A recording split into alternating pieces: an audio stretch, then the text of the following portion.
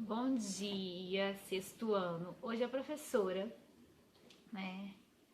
vai começar a nossa aula de uma forma um pouquinho diferente. Nós já fechamos o nosso módulo. Vamos lá, vamos por partes para a gente tentar entender o que é que a gente vai fazer. É isso, sexto ano. Depois do bom dia que eu já dei para vocês, hoje eu vim aqui para nossa aula e eu trouxe a nossa ajudante do dia. Vocês já estão grandinho para isso, né?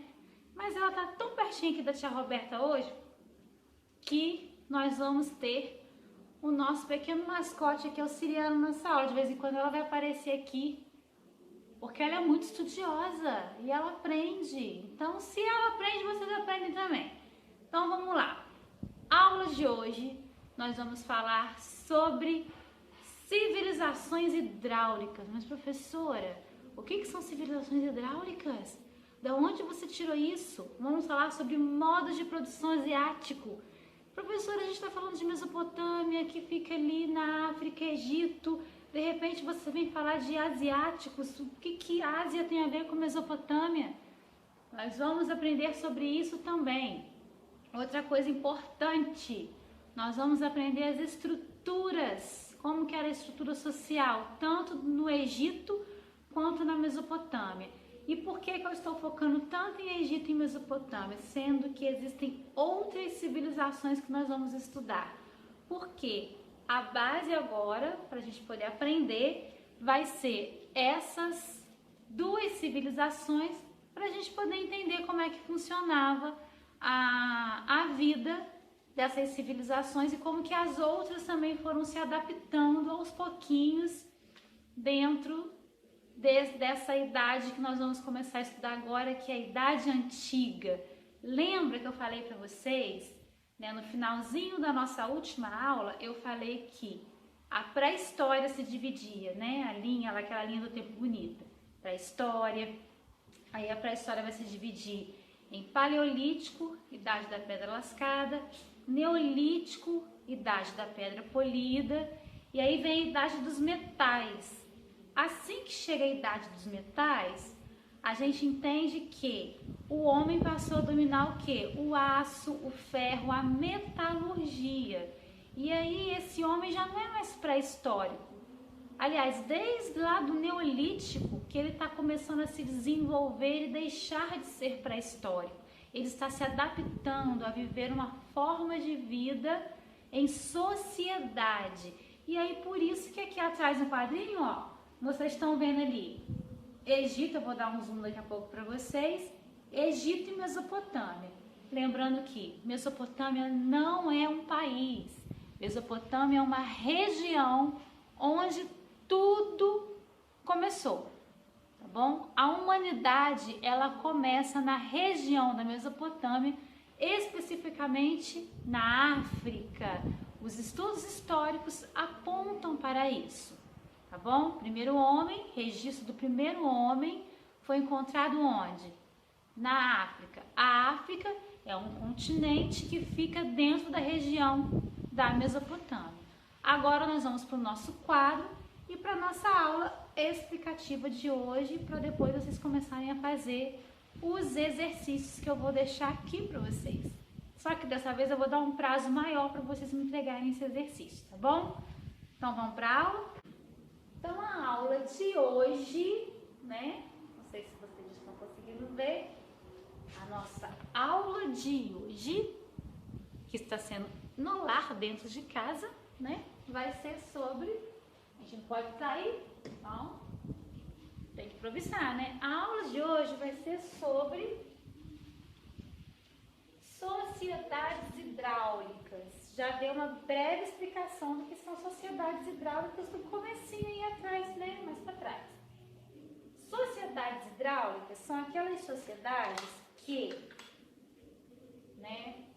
dependem do quê? Dos rios. Lembra que lá na aula de quinta-feira eu pedi para vocês anotarem no caderno o nome de 3 rios? No caso da Mesopotâmia, nós temos quais rios? Eufrates, Tigre são os rios que banham a Mesopotâmia. E aí no Egito nós temos aqui, ó, Nilo, chamado de dádiva, né? A joia do Egito, a dádiva do Egito, por quê? Né? Toda sociedade hidráulica é uma sociedade que depende dos rios. Aí vocês vão perguntar, mas poxa, tem tantas outras coisas que as sociedades hidráulicas, as sociedades antigas podem usar para poder sobreviver sem ser rio. Ninguém vive só de água, mas os rios foram de grande importância para que essas sociedades conseguissem se estabelecer. O homem vai passar a deixar de ser o que? Nômade e se torna o que? Sedentário. Aí nós temos aqui, agora nós vamos focar apenas na Mesopotâmia, nas suas características, que é o assunto da nossa aula, e logo em seguida eu vou falar um pouquinho do Egito, dar uma breve introdução para a próxima aula. Então vamos lá. Mesopotâmia, terra entre rios, isso nós já sabemos. Mesopotâmia é terra entre rios. Quais são os rios que banham a Mesopotâmia? Tigre e Eufrates. Não tem outros rios que banham a Mesopotâmia. Agora nós vamos para a parte da cultura e da religião. Cultura e religião. A escrita. Como era escrita nessas sociedades? Cada sociedade da Mesopotâmia vai desenvolver uma forma de escrita. Lembra que na pré-história, a gente chama pré-história de pré-história porque não existia escrita, por isso que ela não é chamada de história, de pré-história. Tudo que vem antes da história, né, que vem antes da escrita, é chamado de pré-história. Após a escrita é história. Olha que louco, né? E aí nós temos as pinturas rupestres, nós temos alguns né, artefatos, coisas que estão lá, que foram encontradas na pré-história, e isso não conta a história de um povo. As sociedades hidráulicas, né, da Mesopotâmia, em especial, elas também, dentro da sua cultura, elas vão ter um código chamado Código de Hammurabi. O que esse código dizia?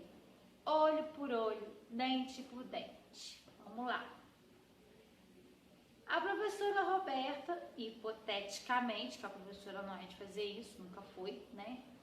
De repente resolve ir no mercado e roubar um pacote de biscoito da vaquinha e sair sem pagar.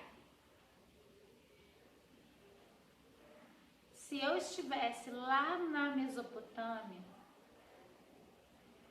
numa dessas sociedades aqui, se eu roubasse qualquer coisa, a minha mão era cortada.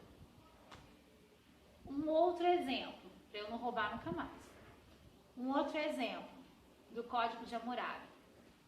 Se eu agredisse alguém ou roubasse algo de alguém ou, né, fizesse alguma coisa com aquela pessoa, com uma determinada pessoa, o que poderia acontecer comigo? O Código de Hammurabi dizia olho por olho, dente por dente. Então, eu bati no rosto de alguém, aquela pessoa, pelo Código de Hammurabi, ela tinha o direito de bater exatamente aonde eu bati. Só que ele ia bater em mim. Só por exemplo. Então, o Código de Hammurabi ele era muito severo, as pessoas pagavam às vezes alguém, por exemplo, alguém matou. Aí a pessoa tinha o direito de matar e tirar a vida de quem matou. Então era muito, muito pesado o Código de Hammurabi. Então, com o passar do tempo, as sociedades vão começar a adaptar essas leis para que não se corte mão, não se mate ninguém, não se fure olho, não se fure garganta, não se fure barriga, não entendeu? Porque lá, gente, a espada comia, ó, solta. Era guerra atrás de guerra, era briga atrás de briga. A Mesopotâmia a gente pode definir como mesopotrita. A Mesopotâmia, ela vai começar com algumas características. Nós já vimos que a importância dela são os rios, Tigre e Eufrates, e agora nós vamos ver quais são as características da Mesopotâmia. Claro que a professora está apontando características aqui, mas agora vocês vão focar aqui, ó. Aqui aqui embaixo, ó. Vamos lá. São civilizações do crescente fértil. O que é crescente fértil? No mapa da Mesopotâmia, que vai aparecer aqui agora para vocês, vai ter uma explicação do que é crescente fértil. Então, crianças, vamos lá. Ó. Vocês estão vendo esse mapa aqui, tá aqui para vocês? É um trecho, né, do que nós estamos acostumados a ver ou no Google Maps ou no Mapamundi mesmo. E aqui, ó, se vocês observarem aqui junto comigo, esse mapa aqui, ele vai mostrar o que nós chamamos de crescente fértil. E o que vem a ser o crescente fértil? Aqui, ó, vai aparecer para vocês algumas das civilizações que nós vamos estudar. O Egito, que nós vimos hoje. Aqui nós temos os rios Eufrates e o rio, Israel. E aqui nós temos a Fenícia. E aqui nós temos a Mesopotâmia. Então aqui vão se desenvolver as principais civilizações. A que nós estamos estudando é o Egito, tá bom? Esse daqui. A Mesopotâmia, apesar de ser considerada civilização, ela é uma região também. Porque aqui nela nós temos o rio Tigre e Eufrates. Aqui nesse canalzinho é o rio Nilo, tá? E aqui eu tenho o Tigre e Eufrates, que vai beneficiar a Fenícia de certa forma. Então, se eu observar todos esses 3 tópicos aqui, em forma de regiões e civilizações, quando eu faço a junção, né? Eu pego desde aqui, se eu não me engano, da Mesopotâmia, até aqui assim, ó, vai formar uma lua crescente. E eu vou demonstrar isso para vocês agora.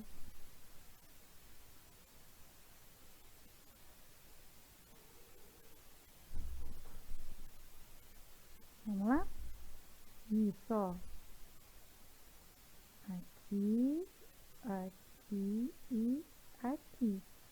Isso é chamado de crescente fértil, igual a forma de uma lua crescente, porque banha os rios, é banhado pelos principais rios, Tigre, Eufrates e, de certa forma, o rio Nilo. Vamos retornar agora para a nossa videoaula? Então, ó, nós estamos aqui dentro das características são civilizações do crescente fértil. Por que civilizações no plural? Porque dentro da Mesopotâmia surgiram várias civilizações. Aí nós temos aqui modo de produção asiático. Vou explicar o que é modo de produção asiático. Tudo o que se produzia nessa região aqui, dentro daquelas civilizações da Mesopotâmia, ficava para o Estado. Tudo era destinado ao Estado. Então, o Estado vai dar um nome a esse modo de produção, que vai se chamar modo de produção asiático, ok? Até aqui, produção asiática. Então, tudo que era produzido no modo de produção, por isso que tem esse nome, vai para o Estado. Nós vamos ver como que era formado esse Estado. Aí nós temos uma outra característica dentro da Mesopotâmia que se atribui um pouco ao Egito também, tá? No caso do Egito, nós vamos ver de uma outra forma também. Nós temos aqui a sociedade e sociedades em geral na Mesopotâmia. Falei agora há pouco do Egito. Nós temos a figura de quem? Do faraó. O faraó, ele se sentia como um deus. Ele achava mesmo que ele era um deus, ele achava que ele era poderosíssimo, tá? E agora nós vamos ver o porquê disso, tá bom? Então, tenham sempre em mente que a sociedade teocrática O governante, ele se sente como um Deus, ele se sente assim, uau, eu sou maravilhoso, eu sou todo poderoso e é isso é uma sociedade teocrática. E o povo, como é que o povo via esse governador, esse imperador, esse representante? O povo admirava? Sim, porque o povo, nós vamos ver ali agora como que era a estrutura social dessas sociedades, eles trabalhavam tanto, que tudo que o governante falava para eles tinham que obedecer e quem não obedecesse era punido.